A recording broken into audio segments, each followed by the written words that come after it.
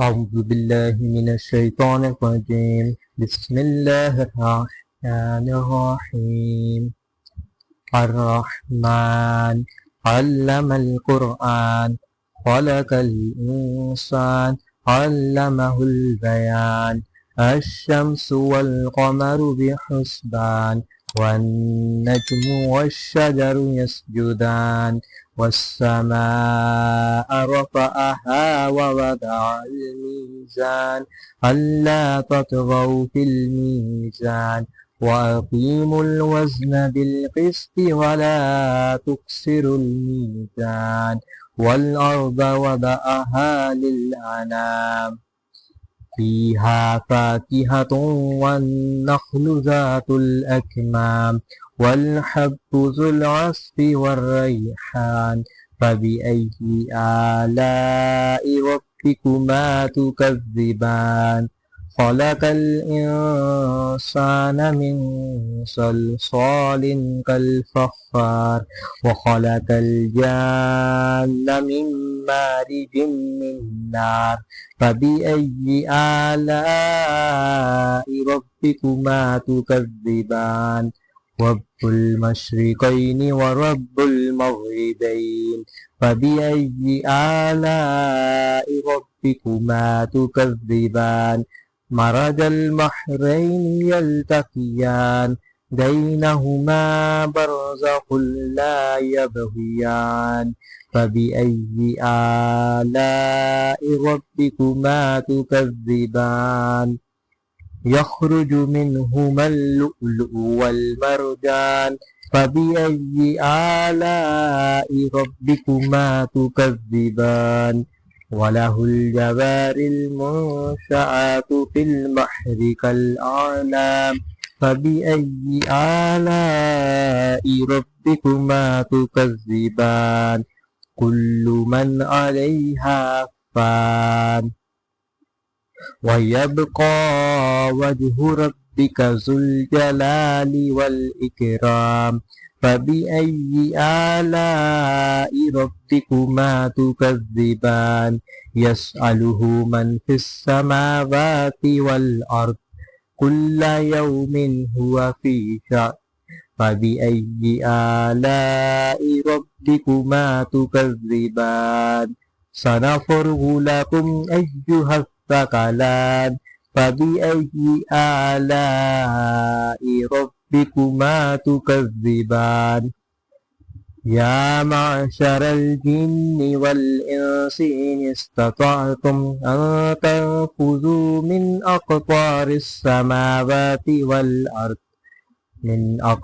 السماوات والأرض فانفذوا لا تنفذون إلا بسلطان فبأي آلاء ربكما تكذبان يرسل عليكما شواظ من نار ونحاس فلا تنتصران فبأي آلاء ربكما تكذبان فإذا انشقت السماء فكانت وردة كالدهان فبأي آلاء ربكما تكذبان فيومئذ لا يسأل عن ذنبه إنس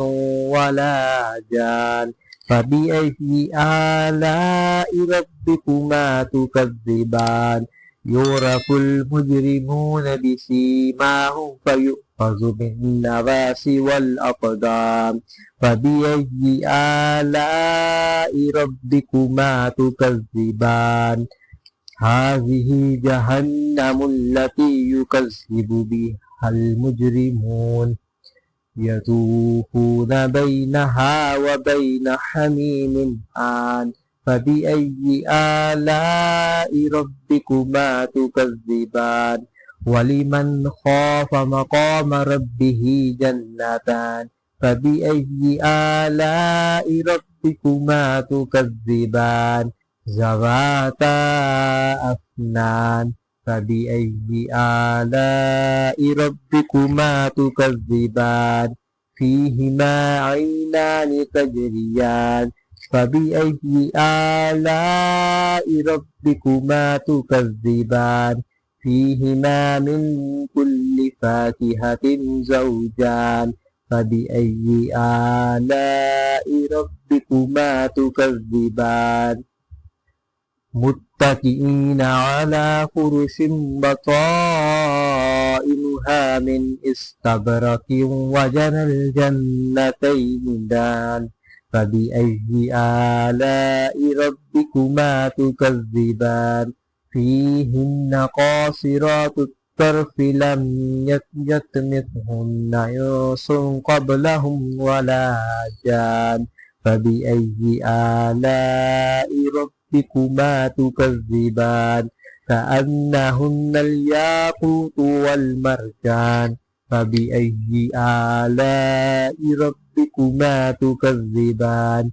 هل جزاء الإحسان إلا الإحسان فبأي آلاء ربكما تكذبان ومن دونهما جنتان فبأي آلاء ربكما تكذبان مدهامتان فبأي آلاء ربكما تكذبان فيهما عينان نضاختان فبأي آلاء ربكما تكذبان فيهما فاكهة والنخل ورمان فبأي آلاء ربكما تكذبان فيهن خيرات حسان فبأي آلاء ربكما تكذبان حور مقصورات في الخيام فبأي آلاء ربكما تكذبان لم يطمثهن إنس قبلهم ولا جان فبأي آلاء ربكما تكذبان متكئين على رفرف خضر وأبقري حسان فبأي آلاء ربكما تكذبان تبارك اسم ربك ذي الجلال والإكرام